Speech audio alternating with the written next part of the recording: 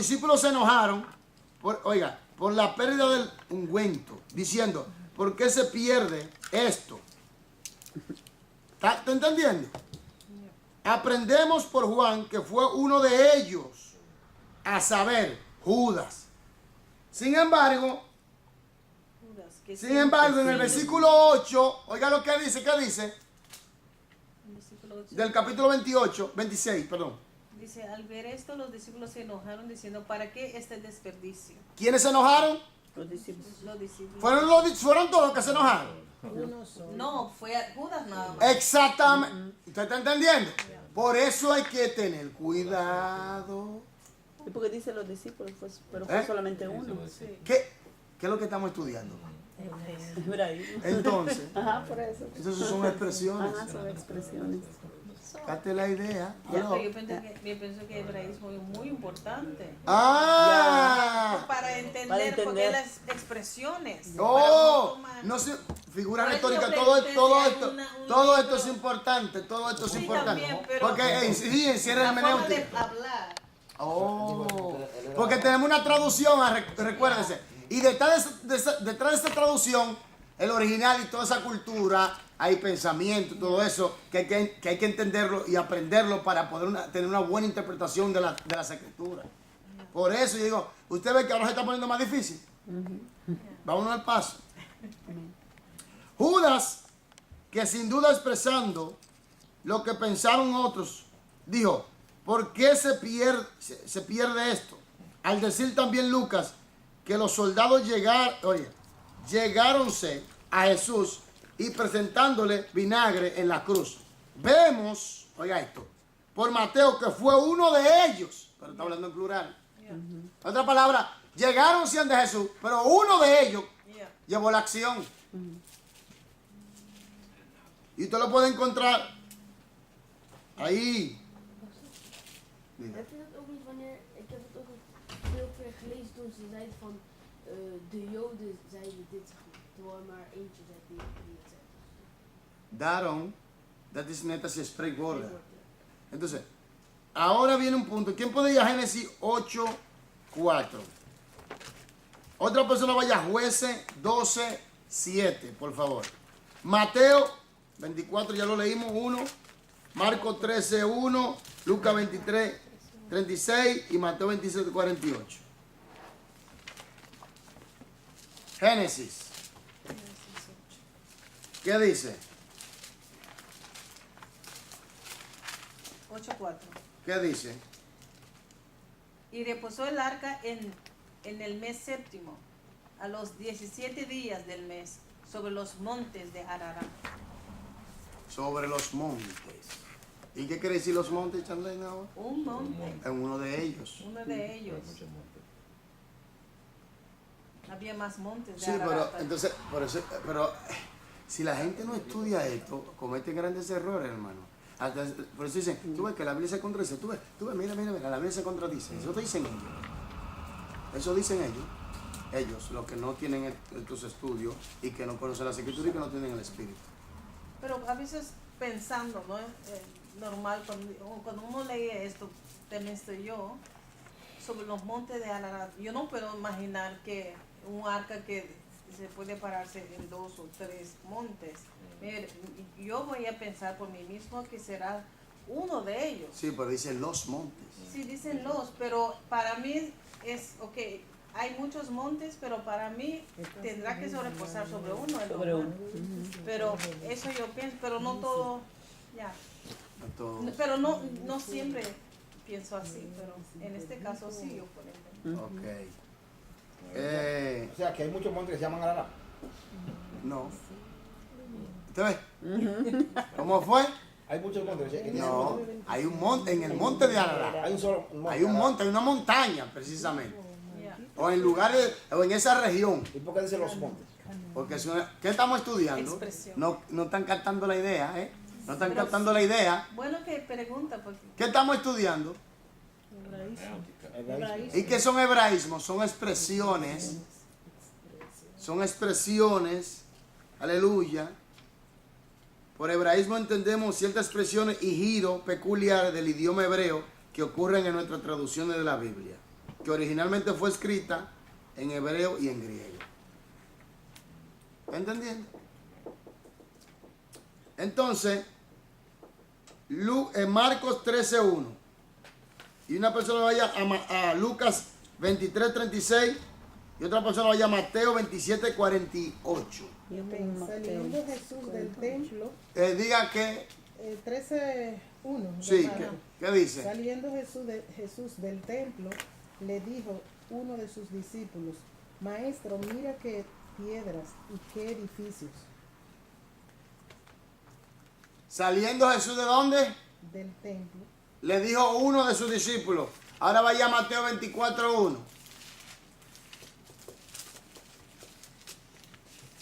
Para que usted vea. ¿Qué dice? Cuando Jesús salió del templo y se iba, se acercaron sus discípulos para mostrarle los edificios del templo. Ah. Sin embargo, en Marcos le da como que le da otra clase de expresión, ¿o no?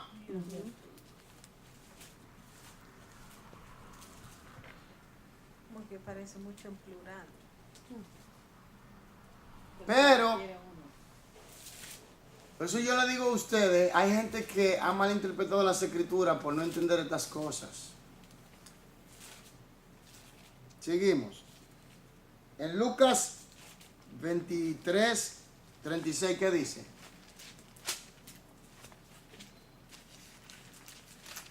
Y a su nombre. Gloria. Gloria a Cristo. Los soldados también le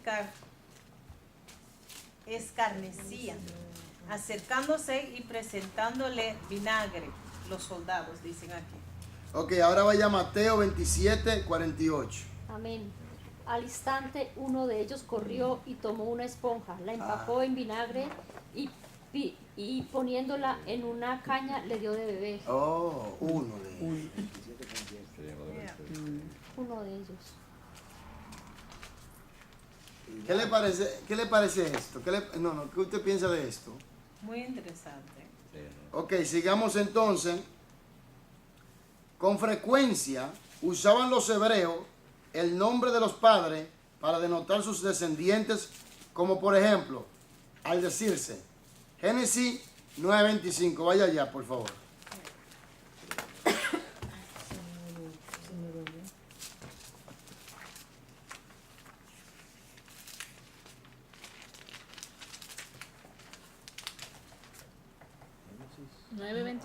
¿Qué dice? Y dijo, maldito sea Canaán, siervo de siervos serán tus hermanos. Maldito sea Canaán. En lugar de los descendientes de Canaán, exceptuándose, por supuesto, los justos de sus descendientes, muchas veces usase asimismo el nombre de Jacob o Israel para denotar a los israelitas, es decir, los descendientes de Israel. ¿Están entendiendo? Usa el nombre De los descendientes. ¿Están entendiendo? Por ejemplo, el pueblo de Israel, está hablando de los descendientes. Observe. Es decir, los descendientes de Israel, Génesis 49:7, Salmo 14:1 y Primera de Reyes 18:17 hasta el 18.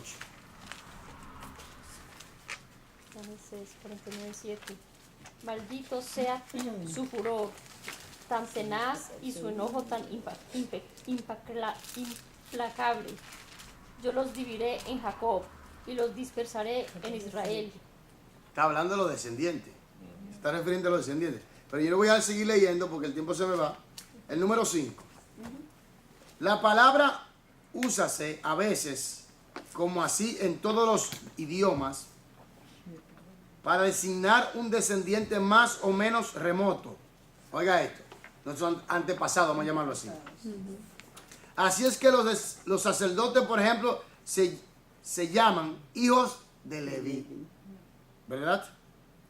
A Mefiboset se le llama hijo de Saúl, aunque en realidad fue su nieto. ¿Están entendiendo? como Canaán. Exactamente. Porque a veces, mucha gente dice, pero él no era hijo de ese. No, lo que pasa es que en esa cultura, si hubo un líder grande, sobresaliente, y había descendientes que seguían la línea, le llamaban hijo de fulanito de tal. Por ejemplo, Nabucodonosor también, ¿no? no, sí, Nabucodonosor, en realidad, Muchas veces usan un nombre, pero no dice. no era que Belsasar era hijo de Nabucodonosor, era hijo de Nabonidot. Yeah. En otras palabras,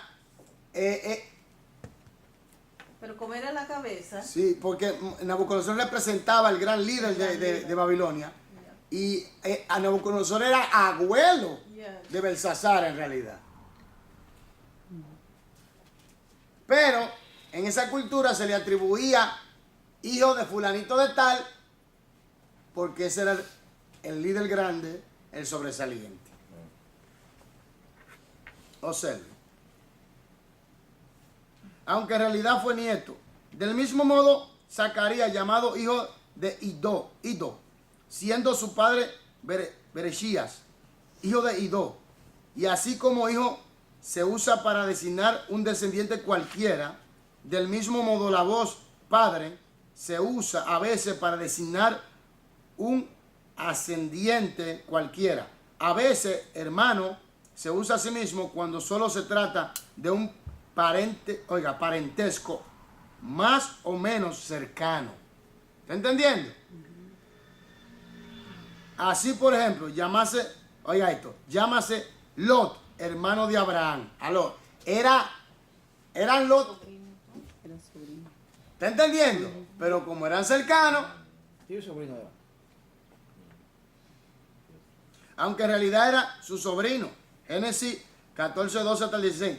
Teniendo presente tales hebraísmos, desaparecen contradicciones aparentes. Aleluya. ¿Están entendiendo? Amén.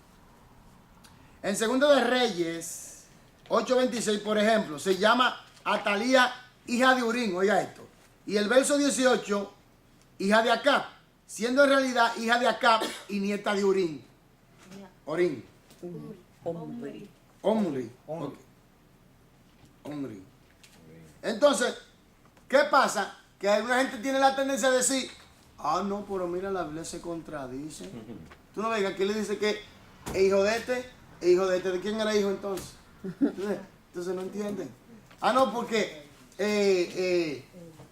cuando Jeremías habló y Daniel habló acerca de el segundo o tercer año, lo que pasa era que también en esa cultura,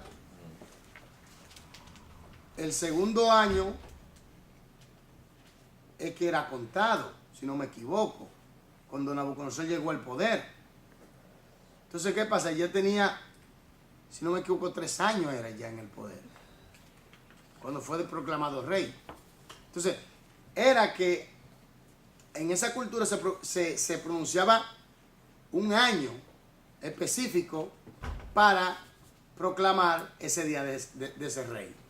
Entonces, ¿qué pasa? Que algunas personas dicen, no, porque aquí se contradice, porque aquí dice otra cosa y allí dice, no es eso. Es la forma de expresión en el hebreo y en el griego. Por eso cuando, por ejemplo, hablamos sobre el paréntesis explicativo, eso está en el hebreo. Y en las traducciones tú no lo ves a simple vista. Por eso es que a veces tenemos tantos problemas para entender las escrituras. Y para entender bien el engranaje. Por eso es bueno estudiar, hermanos y hermanas. Amén. Seguimos. Además de los hebraísmos referidos, ocurren otras singularidades en el lenguaje bíblico. Ciertos casi hebraísmos que precisa conocer para recta comprensión de muchos textos. Nos referimos al uso peculiar de ciertos números, de algunas palabras que expresan hechos realizados o supuestos y varios nombres propios. Ejemplo, número 1. Ciertos números determinados se usan a veces en el hebreo para expresar cantidades indeterminadas. Que no es preciso. 10, por ejemplo, significa varios. Como asimismo, este número exacto. Génesis 31, 7, Daniel 1, 20. Por favor, vaya allá.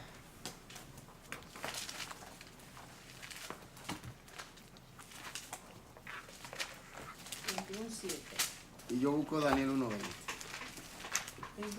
7 dice, y vuestro padre me ha engañado y me ha cambiado el salario 10 veces, pero Dios no le ha permitido que me hiciese mal. Con ese 10 veces, ¿qué él está diciendo? Muchas veces. Ah, Indeterminado. ¿están entendiendo ahora? No exactamente 10 veces, sino muchas veces. Muchas veces. Sí, porque sería de loco de contarlo y escribirlo 10 veces. Hermanos, es que esto es otro idioma. Por ejemplo, cuando a mí me preguntan, si a mí me preguntan, por ejemplo, ¿tú conoces a Charlene? Conozco a Charlene hace 1000 años. 1000 años, sí. Eso fue. Un ejemplo. Sí, Pero no usted ve son que no son milagros. ustedes ven por qué se han malinterpretado tantas cosas. Sí, muchos tiempos. Usted ve por qué hay tantas malas interpretaciones en la iglesia. Y la gente no quiere estudiar las escrituras. Por eso es que tenemos el caos que tenemos hoy en día. Daniel 1:20 dice así. En todo asunto de sabiduría e inteligencia que el rey les consultó, los halló 10 veces mejores que todos los magos y astrólogos que habían en todo su reino. Ese 10 veces, ¿qué está refiriendo? Muchas veces. Más. Infinita. Ya. Más, en realidad es más. Más que eso, sí, más. ¿Está entendiendo? 10 veces más. Mucho más 10 veces, ya, más. Pero a veces nosotros mismos decimos 10 veces y entendemos 10 veces más. ¿Sí o no? Sí. Porque lo estamos entendiendo. ¿De qué punto de vista lo estamos entendiendo? Esto. Sí, de que cuando... De la Biblia. Ahora. No, ahora sí. Ahora. Ahora sí lo estamos... Si le punto de Pero cuando vista venimos, mismo, sí, cuando venimos así, sin conocer esta ciencia, nuestro punto de vista. sin el estudio del idioma, del contexto, venimos 10 veces más. Bueno, 10 veces más, ese 10 veces más, lo entendemos a la manera nuestra. ¿Sí? 40 significa muchos. Persépolis se llama, oye, Persépolis se llamaba la ciudad de 40 torres. Aunque el número de las mismas era mucho mayor, tal es probablemente también el significado. En Segunda de Reyes 8:9, donde leemos que Hazael hizo un regalo de 40 cargas de camellos, de bienes de Damasco a Eliseo. Tal vez es también el significado en Ezequiel 29, 11 hasta el 13. 7 y 70 se usan también para expresar un número crecido y completo, aunque indeterminado también, conforme al contexto. Proverbio 26, 16, versículos 25, Salmo 119, versículo 164, Levítico 26, 24. Se nos manda perdonar hasta 70 veces 7 para darnos a comprender que si el hermano se arrepiente, le debemos perdonar siempre. ¿Entendiendo? ¿Usted ve? No contarlo. Ya te perdoné 400. 90. Ya lo saben. Los 7 demonios echados de María denotan tal vez su sufrimiento extremo y al mismo tiempo su gran maldad. En las escrituras úsasen a veces números redondos para expresar cantidades faltas de exactitud. ¿Está entendiendo el número redondo? Un Eiffel. ¿Qué tal? ¿Usted entiende eso? En Jueces 1:26 hallamos, por ejemplo, que se pone el número redondo de 300 por 293. Compárese también capítulo 20, 46 y 35. Por eso es que mucha gente tiene la tendencia a decir que la Biblia se contradice. Por ejemplo, yo me preguntaba por qué cuando Jesús se resucitó estaba esperando a los discípulos, estaban tratando de pescar algo, entonces dice, tira al otro lado. Entonces cogieron 156, ¿por qué ese número? Es 156 peces, dice la Biblia, si no me equivoco. Entonces, ¿por qué no dicen 200? Y muchas personas no quieren decir que sí, porque yo conozco un holandés que quiere dar una interpretación a ese número, a la cantidad, porque es 1, 5, 6, por ejemplo. ¿Y qué él dice? No, ya no recuerdo. Claro, Porque no me convenció, se me olvidó. Entonces, en realidad, no fueron 7 demonios que estaban a Marta, sino fue una comparación. Sí, fueron 7 demonios, pero lo que significa es su sufrimiento que pasaba y la maldad que había en ella. Entonces, pastor, a veces significa literalmente, pero a veces significa también indefinido. Sí, conforme Pero al ¿cómo contexto. uno sabe a veces? Por el contexto, Por el contexto. y comparación, y comparando con otro texto. Aquí, el tiempo se me fue. Ya, muy interesante. Dice, a veces hácese un solo peculiar de las palabras Uso que, peculiar. perdón, a veces hácese, oye, qué palabra, Ya. un uso peculiar de las palabras que expresan acción, diciéndose, de vez en cuando que una persona hace una cosa cuando solo la declara hecha. ¿Oyó eso? Lo voy a leer de nuevo. Diciéndose de vez en cuando que una persona hace una cosa cuando solo la declara hecha. Se supone que se hará o se considera hecha.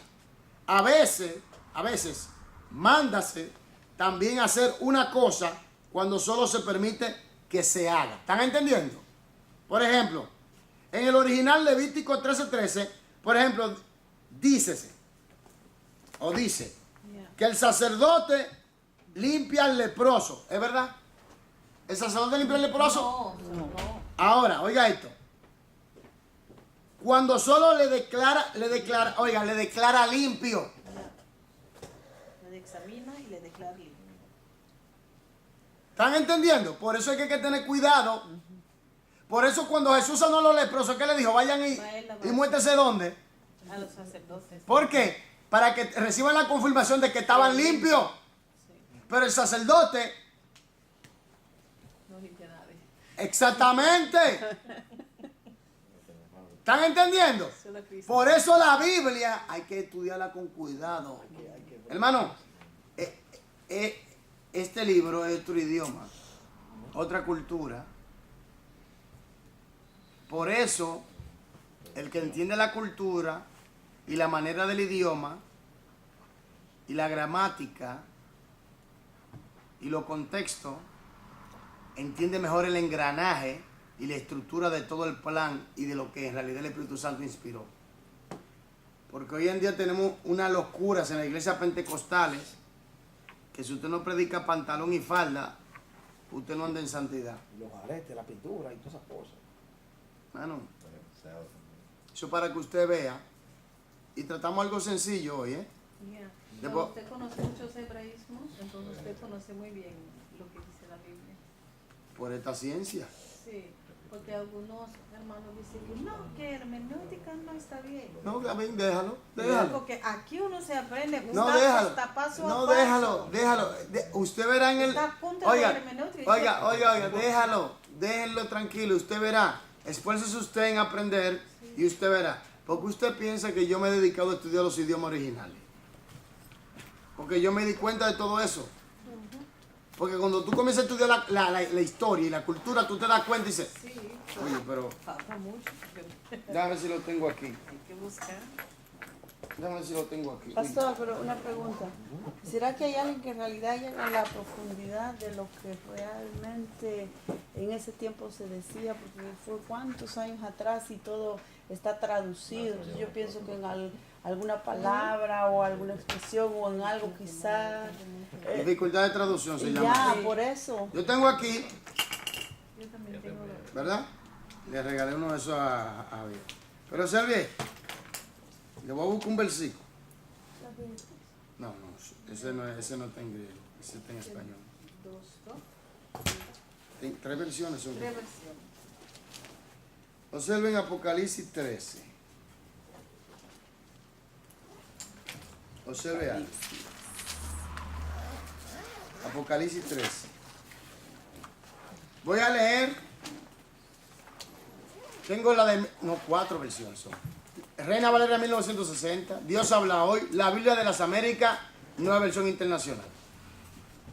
Observen. Reina Valera del 1960. Me paré sobre la arena del mar y vi subir del mar una bestia que tenía 7 cabezas y 10 cuernos, y en sus cuernos 10 diademas. Y sobre su cabeza un nombre blasfemo. Eso es lo que dice, ¿verdad? Dios habla hoy, dice así. Vi subir del mar un monstruo que tenía 7 cabezas y 10 cuernos, y en cada cuerno tenía una corona, y en las cabezas tenía nombres ofensivos contra Dios. Eso dice Dios habla hoy. Ahora leo la Biblia de las Américas. Que ahí la traducción se ajusta más en esta. El dragón se paró sobre la arena del mar. Empieza allí. Y vi que subía del mar una bestia que tenía 10 cuernos y 7 cabezas. En sus cuernos había 10 diademas y en su cabeza había números blasfemos. Se ajusta más. Voy a leer Nueva Versión Internacional. Dice, y el dragón se plantó a la orilla del mar. También se ajusta más. Entonces, ¿qué pasa? Que tú te das cuenta que hay dificultad de traducción. Hermanos, estamos estudiando la Biblia. Por eso es que yo quiero aprenderlos bien las cosas para enseñárselos a ustedes. Para que ustedes vean que cuando ustedes se sientan a escuchar cualquier libro, ustedes dicen, no, lo siento, que Dios te bendiga. No estamos de acuerdo con eso. ¿Están entendiendo ahora el por qué? ¿Usted tiene la versión popular? Yo tengo 4 versiones aquí. ¿Versión popular usted tiene? Las 4 versiones. Ahí, en esa sola. En esta sola. Pero yo no tengo solamente eso. Yo tengo el Nuevo Testamento y la Septuaginta en griego. En griego, en el original. Por ejemplo, decían que el verso, el Padre, Hijo y el Espíritu Santo, que lo bautizaron en el nombre del Padre, Mateo 28, 19, si no me equivoco, decían que no estaba en el texto. Yo fui a buscarlo y lo dice bien claro. En el nombre de Padre, Agios y de Pneuma. Lo dice bien claro ahí. Eso porque es no mentira. Una secta. No hace. Una secta, los Jesús solo no aceptan y los testigos. Pero eso es quitar de la palabra. Bueno, ahí lo dice, el que le quita le pone. Por eso es que yo les digo, hermanos, miren, y hermanas, oigan lo que les voy a decir. Nosotros estamos cada día aprendiendo. Y esta ciencia, yo nunca se la voy a dejar de dar. Porque yo sé lo importante que es la hermenéutica. Para que usted no salga enseñando el día de mañana que la mujer no puede ser pastora, que la mujer no puede enseñar, que Tienen que poner velo. tiene que ponerse un velo. Como no. Esas cosas, hermano, miren, esto es tan triste que yo digo, Dios mío, y es que no entienden que la Biblia no fue escrita en español. Nosotros tenemos una traducción. Es una traducción. Por ejemplo, cuando dice la Biblia, en el versículo, no me recuerdo el capítulo del versículo, pero yo creo que en Juan que dice, vamos a buscarlo, en Juan, que dice lo siguiente. Espérese.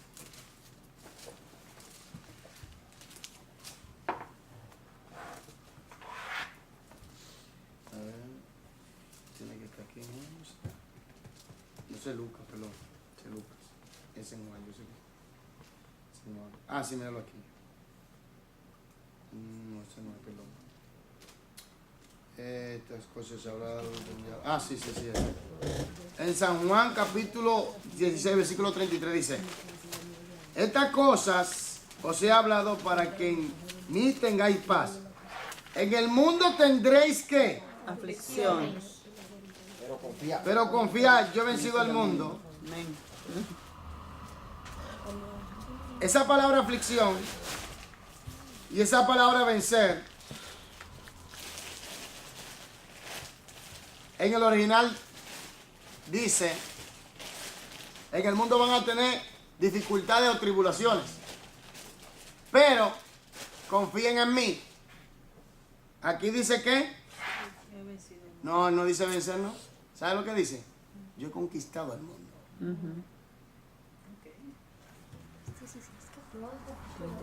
Conquistar, que es tuyo, que tú te apoderaste de ese. Vencer lo que lo derrotaste ya, ok, pero conquistar es que de entender que eso es posesión tuya. Que tú haces, que tú tienes el poder sobre. Que tú haces lo que tú quieras con él. Que tú decides sobre él. Muy distinto, muy diferente. Amén. Entonces, hermanos,